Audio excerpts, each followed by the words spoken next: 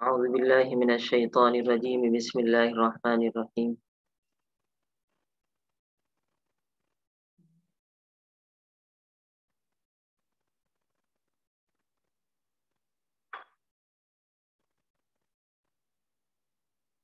يا أيها النبي إنا أحللنا لك أزواجك اللاتي آتيت أجورهن وما ملكت يمينك مما أفاء الله عليك وبنات عمك وبنات عماتك وبنات خالك وبنات خالاتك اللاتي هاجرن معك وامرأة مؤمنة إن وهبت نفسها للنبي إن أراد النبي أن يستنكحها خالصة لك من دون المؤمنين قد علمنا ما فرضنا عليهم في أزواجهم وما ملكت أيمانهم لكي لا يكون عليك حرج وكان الله غفورا رحيما.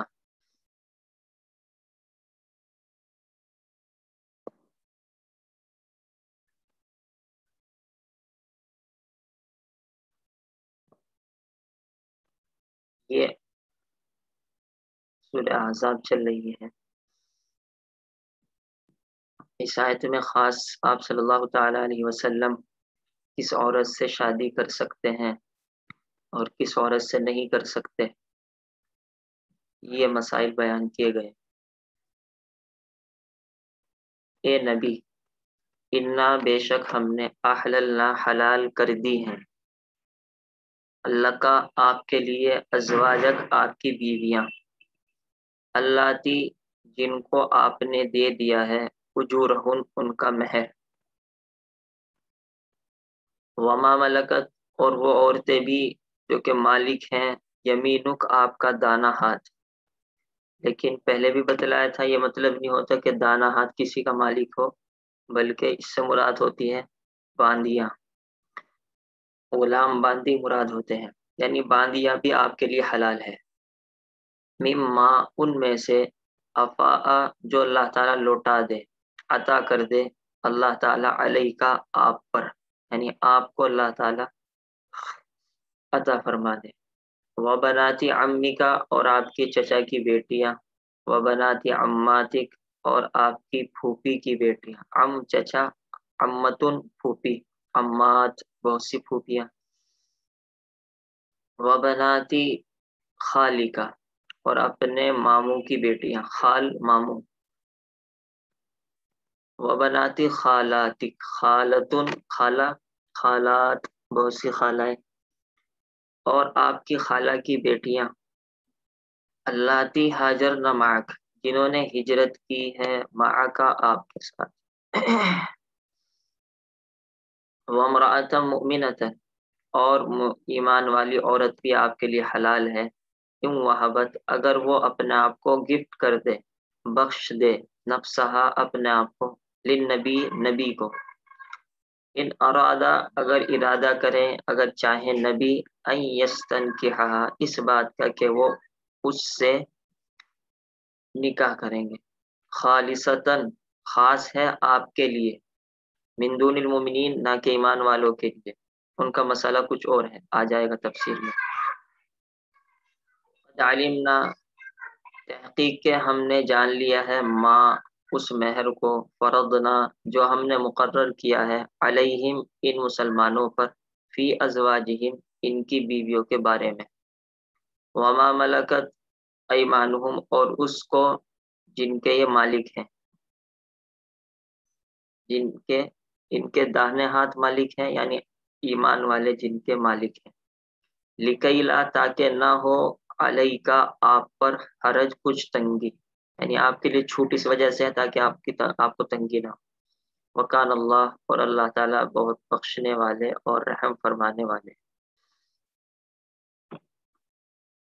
اس کا تعلق بھی نکاح سے ہے. دراصل نکاح کا مسئلہ ہے اہم، پوری زندگی آدمی کو اس وقت گزارنی ہوتی ہے، اس وجہ سے نکاح کے مسائل کو اچھی طریقے سے بیان کیا ہے. اور نکاح کے بعد بھی بہت سے حالات پیش آتے ہیں، تو اس کو بھی قرآن کریم نے اچھی طریقے سے بیان کیا ہے. اور دوسری بات یہ بھی ہے کہ عرب کے اندر اس مسائل میں بہت ہی زیادہ الٹا سیدھا خرافات پھیلی ہوئی تھی، طلاق کے الگ الگ طریقے، نکاح کے الگ طریقے، من پسندی، آزادگی، تو اس وجہ سے بھی قرآن نے اس کو اچھی طریقے سے بیان کیا ہے۔ یا اللہ۔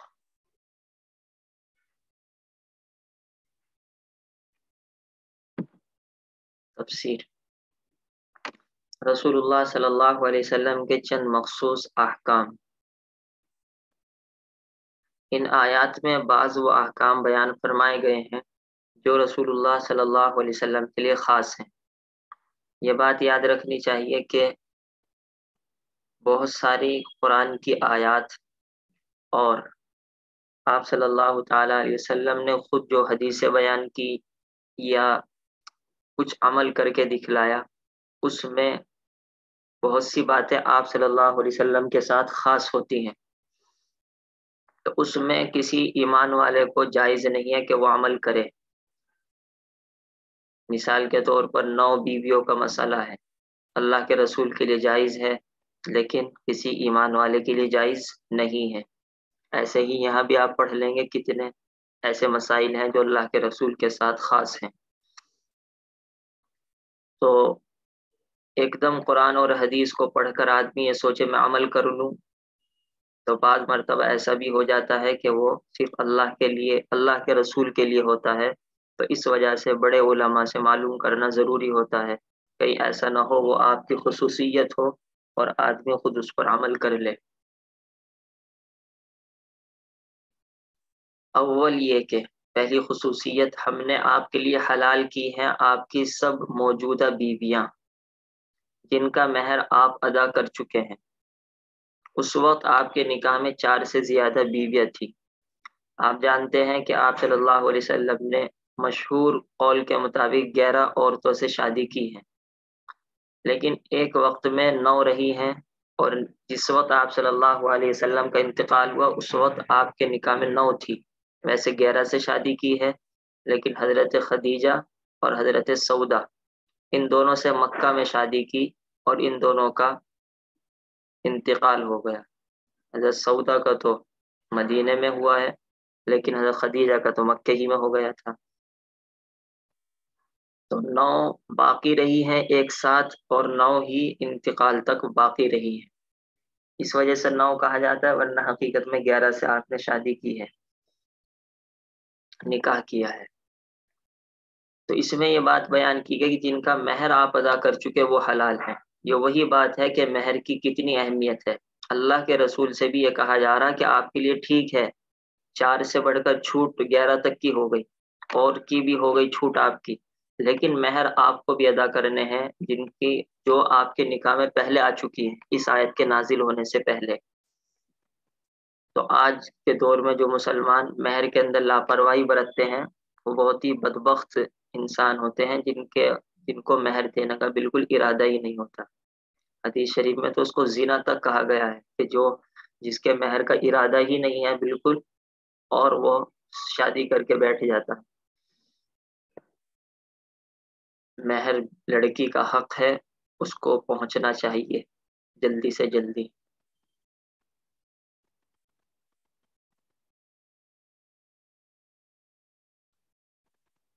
اس وقت آپ کے نکاح میں 4 سے زیادہ بیویاں تھیں، یعنی 9 تھی۔ مطلب یہ ہے کہ ایک وقت میں 4 سے زیادہ بیویاں رکھنا آپ کے لیے جائز ہے، اور یہ آپ کی خصوصیت ہے۔ عام مسلمان ایک وقت میں 4 بیویاں رکھ سکتا ہے، اس سے زائد نہیں۔ یہ بھی آپ کو معلوم ہونا چاہیے کہ جو کہا جاتا ہے ایک مسلمان 4 رکھ سکتا ہے، تو مطلب ہے ایک ٹائم میں۔ اور خدا نہ خواہ ایسا اگر ہو جائے کہ اس کی 4 بیویاں تھی، ایک کا انتقال ہو گیا اور اب وہ 5ویں سے بھی کر سکتا ہے، تو کہنے کو تو یہ 5ویں ہے لیکن حقیقت میں تو 4 ہی ہے فی الحال اب بھی۔ اسی طرح اگر ایک کو طلاق ہو گئی، اس کی عدت پوری ہو گئی، اس کے بعد پھر 5ویں سے کر سکتا ہے تو یہ 5ویں، لیکن حقیقت میں 4 ہی ہیں کیونکہ ایک ٹائم میں تو 4 ہی رہی۔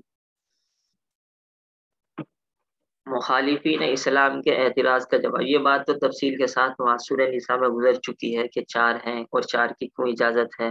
और शोहर बीवी को क्यों इजाजत नहीं है दो शोहर की, इस तरह की बातें सब हो चुकी।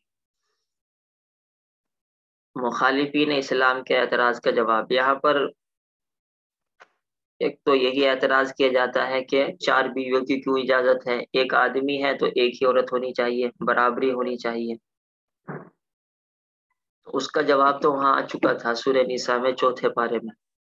यहाँ यह है कि आप सल्लल्लाहु अलैहि वसल्लम ने 11 शादियां क्यों की, 9 क्यों की, नाउजुबिल्लाह नाउजुबिल्लाह। अल्लाह के रसूल अपनी ख्वाहिश को पूरा किया करते थे और बस इस वजह से ज्यादा शादियां किया करते थे। ऐसे ऐसे एतराज यहूदियों की तरफ से, ईसाइयों की तरफ से, हिंदुओं की तरफ से किए जाते हैं। तो इसके जवाबात आप यहाँ देख लीजिए, पहले पढ़ लीजिए, फिर मैं इसको तरतीबवार बयान कर दूंगा। मुखालिफिन इस्लाम ने हमेशा तअद्दुद अज़वाज ज्यादा बीवियां होना, और रसूलुल्लाह सल्लल्लाहु अलैहि वसल्लम की ज्यादा अज़वाज यानी ज्यादा बीवियों को मौज़ूए बहस यानी अपना टॉपिक बनाया है और तरह तरह के एतराज़ात किए हैं। लेकिन अगर आपकी पूरी जिंदगी सामने रखी जाए तो किसी शैतान को भी आपकी शान मुबारक में अदना सा वसवसा करने की गुंजाइश नहीं रहती। क्या है वो पूरी जिंदगी? गौर कीजिए, 25 साल तक की उम्र जो असल शबाब तो नौजवानी, उमंग वही तरह तरह की जो आदमी की ख्वाहिशात होती हैं। उमंगो शबाब का वक्त होता है, आपने बिला शादी के गुजार दी। 25 साल तक आपने कोई शादी नहीं की और फिर 25 साल की उम्र में निकाह किया भी, तो एक ऐसी औरत से जिसकी उम्र 40 साल थी। आप जानते हैं हजरत खदीजा से आपका निकाह हुआ और हजरत खदीजा की उम्र 40 साल थी। अब कौन नौजवान 25 साल का 40 साल की बूढ़ी औरत से शादी करेगा? और ये बूढ़ी औरत भी 2 मरतबा बेवा हो चुकी है। एक शौहर से शादी हुई, तलाक हो गई, एक शौहर से शादी हुई, शायद उनका इंतकाल हो गया। तो दो दो मर्दों के पास रह चुकी है, उससे अल्लाह के रसूल शादी कर रहे हैं। क्या कोई कह सकता है नाउजुबिल्लाह अल्लाह का रसूल अपनी ख्वाहिशात पूरी करते हैं? हालांकि यही तो असल उम्र है 25 साल की अपनी ख्वाहिशात पूरी करने की। यानी हजरत खदीजा रदी अल्लाह ताला अन्हा से 50 साल की उम्र तक सिर्फ इसी एक बीवी के साथ वक्त गुजारा है। यानी 50 साल का मतलब है 50 साल की उम्र तक, क्योंकि हजरत खदीजा का इंतकाल हो जाता है 25 साल के बाद। अल्लाह के रसूल हजरत खदीजा के साथ 25 साल रहे हैं, इस बूढ़ी औरत के साथ 25 साल तक नौजवान मर्द ने जिंदगी गुजारी है। हालांकि मर्द के अंदर नौजवानी ज्यादा दिनों तक बाकी रहती है, औरत के अंदर नौजवानी कम दिनों तक बाकी रहती है। और आप 50 साल तक आपकी उम्र हो चुकी है और आप 65 साल की बूढ़ी के साथ जिंदगी गुजार रहे हैं। कोई सोच भी नहीं सकता आज के दौर में इस बात को। जब हजरत खदीजा का इंतकाल हो गया, जाहिर सी बात है बीवी की तो जरूरत है ही, खास तौर से अरब में तो एक एक आदमी के 10-10 शादियां हुआ कर, 10-10 औरतें हुआ करती थी। 4-5 होना तो आम सी बात थी उनके यहाँ। हमारे यहाँ की तरह नहीं कि अगर दूसरी शादी कर लीजिए तो पूरे शहर में बदनाम हो जाए आदमी। उनका तो दूसरी तीसरी शादी तो एक आम दस्तूर था। तो उसके बाद आखिर उम्र में आपने मजीद निकाह किया। आखिरी उम्र में भी क्या, आप जानते हैं कि 13 साल के बाद, नबी बनने के 13 साल के बाद आपने मक्का को छोड़ा है, हिजरत की है। तो इसमें सिर्फ हजरत सौदा से शादी की है। तो मक्के के अंदर सिर्फ हजरत सौदा थी और हजरत सौदा भी बूढ़ी थी और हजरत सौदा भी बेवा थी। हजरत आयशा से निकाह तो हो गया था मक्के में, लेकिन रुखसती नहीं हुई, रुखसती हुई मदीना में जाकर। तो मदीना में जाकर आखिर के 10 साल के अंदर ज्यादा शादियां हुई।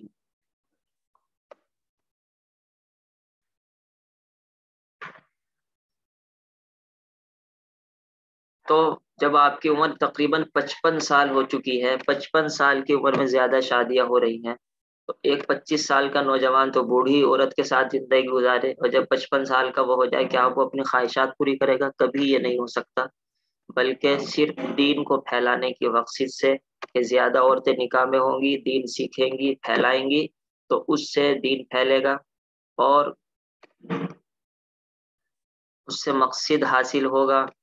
بہت سارے قبیلوں نے تو اسلام اسی وجہ سے قبول کیا کہ ہماری لڑکی محمد صلی اللہ علیہ وسلم کے نکاح میں آ گئی، تو پورا قبیلے نے اسلام قبول کر لیا۔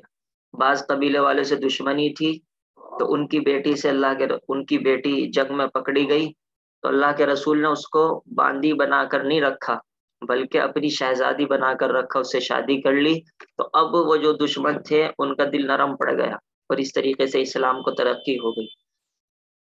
یہودی خاندان حضرت صفیہ سے نکاح کیا تاکہ ان کے دل نرم پڑے۔ ابو سفیان مکہ کا جو سردار تھا اس کی بیٹی حضرت ام حبیبہ سے نکاح کیا تاکہ وہ دل اسلام کی طرف مائل ہو جائے۔ اس طریقے سے نکاح کے مقصد ہوئے اور سب میں دین اسلام پھیلانا مقصد تھا، کبھی دوسروں کو اسلام کی طرف لانا اور کہیں اسلام پھیلانا۔ چنانچہ حضرت عائشہ سے نکاح ہوا، سب جانتے ہیں کہ جتنا اسلام حضرت عائشہ نے پھیلا دیا، حدیث سے پھیلا دی، وہ کوئی بھی عورت بلکہ مرد بھی شاید نہ پھیلا سکا ہو۔ اس کے بعد آخری عمر نے آپ نے مزید یعنی زیادہ نکاح کیے ہیں، اس میں دین اسلام کو پھیلانے کا اصل مقصد تھا۔ بہرحال آپ کی اس 50 سالہ زندگی پر کسی کٹر سے کٹر متعصب دشمن کو بھی آپ کی پاک بازی کے خلاف ایک حرف کہنے کا موقع نہ ملا۔ یہ اس قوی شخصیت کا حال ہے جس کو اللہ پاک نے 40 جنتی مردوں کے برابر قوت عطا فرما رکھی ہے۔ یہ ایک بات پردے کی ہے کہ مرد کے اندر جو طاقت ہوتی ہے وہ عورت کے مقابلے میں زیادہ ہوتی ہے، اور جنت میں یہ طاقت بڑھا دی جائے گی، اور اللہ کے رسول کو دنیا ہی میں 40 جنتی مردوں کی یہ طاقت دی گئی تھی۔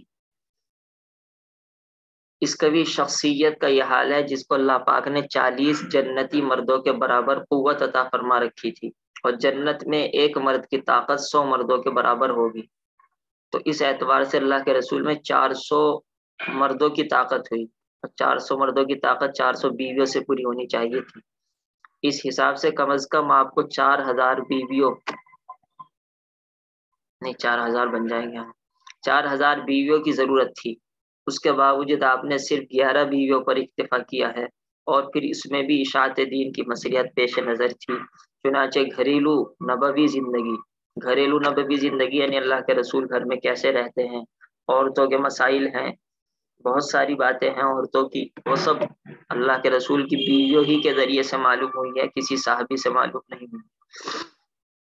چنانچہ گھریلو نبوی زندگی ان بیویوں ہی کے ذریعے امت کے سامنے آئی ہے، مستورات کے مسائل انہی کے ذریعے حل ہوئے ہیں، اور بہت سی عورتوں کے آپ کے نکاح میں آنے سے ان کے خاندان اسلام سے جڑ گئے اور ان کے خاندانوں نے اسلام قبول کر لیا۔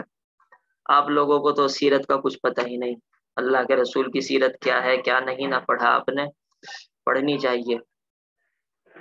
ان سب باتوں کو سامنے رکھ کر کسی منصف انصاف کرنے والا منصف مزاج انسان کو آپ صلی اللہ علیہ وسلم کے خلاف لب کشائی ہونٹ کھولنا، جس کو اردو میں کہتے ہیں منہ کھولنا، منہ کھولنے کی کوئی گنجائش نہیں رہ جاتی۔ یہ وہ بات ہوئی کہ اللہ کے رسول نے 9 شادیاں کیوں کی۔ تو پہلی بات یہ کہ اس کی 4 بیچ میں سبق پورا ہو سکتا ہے، چارجنگ ختم ہو جائے گی تو بس جہاں ختم ہو جائے بس وہیں سمجھ لینا پورا ہو گیا۔ چلیے آگے پڑھ لیجیے بس۔ دوم یعنی دوسری خصوصیت اللہ کے رسول کی آیات میں یہ بیان کی گئی ہے، دوم یہ کہ وہ عورتیں بھی جو آپ کے لیے حلال ہیں جو آپ کی ملک میں ہوں، یعنی وہ باندیاں جو اللہ نے مال غنیمت میں عطا کرے۔ آپ جانتے ہیں مال غنیمت کہتے ہیں کہ اگر کافروں سے جنگ ہو اور اس میں مرد اور عورت آئیں گے تو جن کو قید کر لیا جاتا ہے ان کو مردوں کو غلام اور عورتوں کو باندیا کہتے ہیں، اور یہ طریقہ پہلے بھی تھا اور اب بھی ہے، یعنی اسلام کا مسئلہ یہ ختم نہیں ہوا ہے۔ بظاہر اس میں آپ کی کوئی خصوصیت نہیں ہے، کیونکہ اگر جنگ ہوتی ہے اور باندیا عورتیں پکڑی جاتی ہیں تو وہ تو عام مسلمان کے لیے بھی حلال ہیں اور اللہ کے رسول کے لیے بھی حلال ہیں، تو پھر یہاں پر یہ کیوں کہا گیا کہ آپ کی خصوصیت ہے؟ بظاہر اس میں آپ کی کوئی خصوصیت نہیں کیونکہ باندیا سبھی مسلمانوں کے لیے حلال ہیں، پھر اس کو آپ کی خصوصیت کیوں شمار کیا گیا؟ مفسرین نے اس کا یہ جواب دیا ہے کہ جس طرح آپ صلی اللہ علیہ وسلم کے وفات کے بعد آپ کی بیویوں سے کسی مسلمان کو نکاح کرنا جائز نہیں، اسی طرح آپ صلی اللہ علیہ وسلم کی باندیوں سے بھی آپ کی وفات کے بعد نکاح کرنا جائز نہیں ہے۔ یعنی مطلب یہ ہوا کہ آپ صلی اللہ علیہ وسلم کی بیویاں ایمان والوں کی مائیں ہیں، تو کسی عام آدمی کے لیے، کسی صحابی کے لیے یہ بالکل حرام ہے کہ وہ اللہ کے رسول کے انتقال کے بعد ان سے شادی کرے۔ اسی طریقے سے باندی بھی ایک طرح کی ماں نہ کہیے، ماں جیسی بن گئی، کیونکہ وہ اللہ کے رسول کے ساتھ رہ چکی ہے، تو اس باندی کو بھی کوئی صحابی نہ اپنی باندی بنا سکتا ہے نہ ان سے نکاح کر سکتا ہے، کیونکہ یہ بھی ایک طرح کی ماں جیسی ہے۔ اس وجہ سے یہ آپ کی خصوصیت ہے، اس وجہ سے ان آیات میں اس باندی کا بھی تذکرہ کر دیا کہ یہ باندیاں آپ کے لیے خصوصی طور پر ہیں کہ آپ کے نکاح کے بعد، آپ کے انتقال کے بعد کسی کے لیے جائز نہیں ہوں گی۔ باندیوں سے بغیر نکاح کے تعلق جائز ہوتا ہے۔ اس طرح آپ صلی اللہ علیہ وسلم کی باندیوں سے بھی آپ کی وفات کے بعد نکاح کرنا جائز نہیں، یہ آپ کی خصوصیت ہے۔ عام مسلمانوں کی باندیوں سے نکاح جائز ہوتا ہے، یعنی وہ باندی بیچ دے تو وہ اس سے نکاح جائز ہو جائے گا، اور بلکہ باندی اس کی ہو اور نکاح کسی اور سے کر دے، یہ بھی جائز ہے۔ تیسری خصوصیت یہ کہ آپ کے لیے چچا، پھوپھی اور ماموں خالہ کی لڑکیوں سے نکاح کرنا جائز ہے، تو سب کے لیے جائز ہے۔ چچا پھوپھی میں باپ کے خاندان کی سب لڑکیاں آ گئی، یعنی باپ کے خاندان کی لڑکیاں بھی آپ کے لیے حلال۔ ماموں خالہ میں ماں کے خاندان کی تمام لڑکیاں شامل ہیں، یعنی ماں کے خاندان کی لڑکیاں بھی حلال ہیں، ان میں سے کسی بھی لڑکی کو اپنے نکاح میں لانا جائز ہے۔ تو یہاں پر بھی یہی سوال پیدا ہوتا ہے کہ یہ تو سبھی کے لیے ماموں اور خالہ، چچا، پھوپھوں کی لڑکیاں حلال ہوتی ہیں، تو اللہ کے رسول کی کیا خصوصیت؟ خصوصیت یہی ہے کہ اللہ کے رسول کے لیے شرط لگائی ہے کہ اس نے مکہ چھوڑ کر آپ کے ساتھ ہجرت کی ہو۔ اگر ان خاندان کی لڑکیوں نے مکہ چھوڑ کر آپ کے ساتھ ہجرت کی ہے تب تو یہ حلال ہے، ورنہ حلال نہیں۔ اور عام مسلمان کے لیے ہر خاندان کی لڑکی حلال ہے، چاہے اس نے ہجرت کی ہو یا نہ کی ہو، یہ آپ کی خصوصیت ہے۔ مگر شرط یہ ہے کہ انہوں نے مکے سے ہجرت کی ہو۔ جن لڑکیوں نے ہجرت نہیں کی ان سے آپ کا نکاح جائز نہیں۔ ہجرت کی یہ شرط صرف والدین کے خاندان کی لڑکیوں میں ہے، یعنی اللہ کے رسول کے لیے بھی جو یہ شرط لگائی ہے خاندان کے لڑکیوں میں ہے۔ اگر عام عورت ہے بالکل، تو اس نے چاہے ہجرت کی ہو یا نہ کی ہو، وہ الگ رہتی ہو کہیں اور، تو یہ لڑکی اللہ کے رسول کے لیے حلال ہو رہے گی۔ جیسا کہ حضرت صفیہ ہیں، وہ تو یہود کے خاندان سے تھی، وہ کہاں کیسے ہجرت کر لیتی؟ عام مسلمانوں کی لڑکیوں میں نہیں، ان سے بلا ہجرت کے بھی نکاح کرنا آپ کے لیے جائز ہے، یعنی ماں اور باپ کے خاندان میں تو ہجرت شرط ہے، باقی کے لیے کر سکتی ہیں۔ یہ خصوصیت بھی صرف آپ کے لیے ہے، عام مسلمانوں کے لیے یہ لڑکیاں بلا ہجرت کی شرط کے جائز ہیں۔ عام آدمی اپنے خاندان کی لڑکیوں سے شادی کر سکتا ہے، چاہے ہجرت کی ہو اس نے نہ کی ہو، اور آج کے دور میں تو ہجرت کا کوئی سوال ہی پیدا نہیں ہوتا۔ چہارم یہ کہ اگر کوئی مسلمان عورت اپنے آپ کو آپ صلی اللہ علیہ وسلم کے سپرد کرنا چاہے، سپرد کرنا چاہے نہیں، گفٹ دینا چاہے اپنے آپ کو، ایسا بھی گفٹ ہوتا ہے کہ آدمی اپنے آپ ہی کو پیش کر دے، یعنی بلا مہر کے آپ سے نکاح کرنا چاہے، کیونکہ بتلا دیا کہ مہر ہی ایک بیوی کا حق بنتا ہے سب سے پہلے، اس کے بعد تو خرچہ، اس کے رہنے کا انتظام اور اس کا پہننے کا انتظام اور اس کے کھانے کا انتظام، یہ بھی شوہر کے ذمہ پڑتا ہے، لیکن سب سے پہلے مہر دیا جائے۔ لیکن اگر کوئی عورت یہ چاہے کہ میں اللہ کے رسول سے شادی کر لوں اور بغیر مہر کے میں شادی کروں، تو یہ اللہ کے رسول کے لیے جائز تھا کہ ٹھیک ہے جب یہ عورت چاہ رہی ہے اور آپ بھی چاہ رہے ہیں تو آپ اس سے بغیر مہر کے نکاح کر سکتے ہیں، لیکن عام ایمان والے کے لیے جائز نہیں ہے، وہ تو مہر ہی کے ساتھ شادی کرے گا، مہر ہی اس کو دینا ضروری پڑے گا۔ تو آپ کے لیے اس سے بلا مہر میں نکاح کرنا جائز ہے۔ قرآن نے آخر میں کہا اللہ یکون علیک حرج، یہ آسانیاں آپ کے لیے اس وجہ سے کی ہیں تاکہ آپ کسی تنگی کے اندر مبتلا نہ ہوں، اور اللہ تعالیٰ غلطی کو بخش دیتے ہیں اور رحم کھا لیتے ہیں، یعنی آپ کے لیے چھوٹ اس وجہ سے دی گئی ہے آپ کو دین پھیلانے میں کوئی تنگی پیش نہ آئے، اور کسی بھی طریقے سے آپ بیویوں کی طرف سے پریشان نہ ہوں، اس لیے کہ جو آدمی بیوی کی طرف سے پریشان ہوتا ہے وہ حقیقت میں دین کا کام نہیں کر پاتا۔ بیوی کی سب سے بڑی کامیابی یہی ہوتی ہے کہ وہ شوہر کو خوش رکھے اور مطمئن رکھے، خاص طور پر اگر وہ دیندار اور دین کا کام کرنے والا ہو، تاکہ وہ دین کا کام سکون سے کر سکے، اور یہی اس کی بس سب سے بڑی کامیابی ہے۔ اس کی سب سے بڑی مثال حضرت خدیجہ ہے۔ حضرت خدیجہ نے مکہ کی اتنی تکلیف دہ زندگی کے اندر اللہ کے رسول کو کیسے کیسے سنبھالا ہے، ہر موقع پر آپ کو تسلی دی ہے، یہ صرف حضرت خدیجہ ہی کی خصوصیت ہے، کسی اور بیوی نے اس طریقے سے تسلیاں نہیں دی اللہ کے رسول کو۔ اور مکے میں جتنے ظلم اٹھائے گئے، مدینہ میں تو وہ ظلم ہوئے بھی نہیں اللہ کے رسول پر۔ یہ خصوصیت بھی صرف آپ کی ہے، یعنی بغیر مہر کے نکاح کر سکتے ہیں۔ عام مسلمان کے لیے مہر شرط ہے، اگر بغیر مہر کے نکاح بھی کر دیا گیا، یعنی مثال کے طور پر لڑکا لڑکی پاگل ہوئے، لڑکی کہا کوئی بات نہیں، ہم نہیں نکاح، میں نہیں مہر لوں گی، خود بخود آٹومیٹکلی مہر مثل یعنی خاندان کی لڑکیوں کا مہر دینا ضروری ہے، یعنی جو عام طور پر ان کے خاندان میں مہر طے ہوتا ہے آٹومیٹکلی وہی مہر طے ہو جائے گا۔ چنانچہ اللہ تعالیٰ نے فرمایا ہم مہر کا حکم وغیرہ جانتے ہیں جو ہم نے عام مسلمانوں کے ذمے بیوی اور باندیوں سے متعلق ضروری قرار دیے ہیں، یعنی ہم نے مہر مقرر کر رکھا ہے عام مسلمانوں پر، چاہے وہ کسی عام عورت سے شادی کرے یا باندی سے شادی کرے، مہر دینا ضروری ہوتا ہے۔ تو یہ تو آپ کی خصوصیت ہے، باقی عام مسلمان کو عام مہر دینا ضروری ہوگا۔ اس میں اور لمبی تفصیل ہے، اس وجہ سے انشاءاللہ کل ہی پڑھیں گے۔ آپ کی یہ 4 ہو چکی ہیں، 4 خصوصیات آ چکی ہیں، اور اس کے بعد 8 ہیں، کل 4 اور باقی ہیں، اور انشاءاللہ کل پڑھ لی جائے گی۔ سبحان اللہ بحمدہ۔ ترجمہ کریں،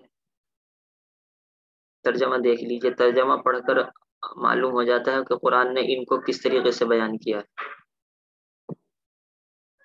ترجمہ، اے نبی، ہم نے آپ کے لیے آپ کی یہ بیویاں، یعنی یہ بیویاں جو فی الحال آپ کے نکاح میں ہیں، جن کو آپ ان کا مہر دے چکے ہیں، اللہ کے رسول تو سب کا مہر دے چکے تھے، سب سے پہلے مہر ہی دیا کرتے تھے۔ یہ تو ہمارے یہاں غیر مناسب طریقہ ہے کہ مرتے دم تک آدمی مہر نہیں دیتا، بہتر طریقہ تو یہی ہے کہ پہلے ہی دن مہر دیا جائے، بہتر یہ ہے، کوئی لازم اور ضروری نہیں ہے۔ جن کو آپ ان کے مہر دے چکے یہ حلال ہیں، اور وہ عورتیں بھی جو تمہاری مملوکہ ہیں یعنی باندیاں ہیں، اور اللہ تعالیٰ نے غنیمت میں آپ کو دلوا دی ہے، اور آپ کی چچا کی بیٹیاں اور آپ کی پھوپھیوں کی بیٹیاں اور آپ کے ماموں کی بیٹیاں اور آپ کے خالاؤں کی بیٹیاں بھی حلال ہیں، لیکن شرط کیا ہے؟ جنہوں نے آپ کے ساتھ ہجرت کی ہو، اگر ہجرت نہیں تو خاندان کی لڑکی حلال نہیں۔ اور اس مسلمان عورت کو بھی اللہ تعالیٰ نے حلال کر دیا آپ کے لیے جو بلا عوض اپنے آپ کو پیغمبر کو دے دے، یعنی اپنی ذات ہی کو گفٹ کر دے، بشرطے کہ پیغمبر اس کو نکاح میں لانا چاہے، یعنی زبردستی نہیں چلے گی کہ جی میں مہر نہیں لے رہی ہوں تو آپ کو نکاح کرنا ہی پڑے گا، تب بھی شوہر کو اختیار ہے اور اللہ کے رسول کو اختیار ہے۔ یہ سب آپ کے لیے مخصوص ہے، مخصوص کیے گئے ہیں، یعنی دوسرے کے لیے تو مہر دینا ضروری ہے، نہ کہ عام ایمان والوں کے لیے۔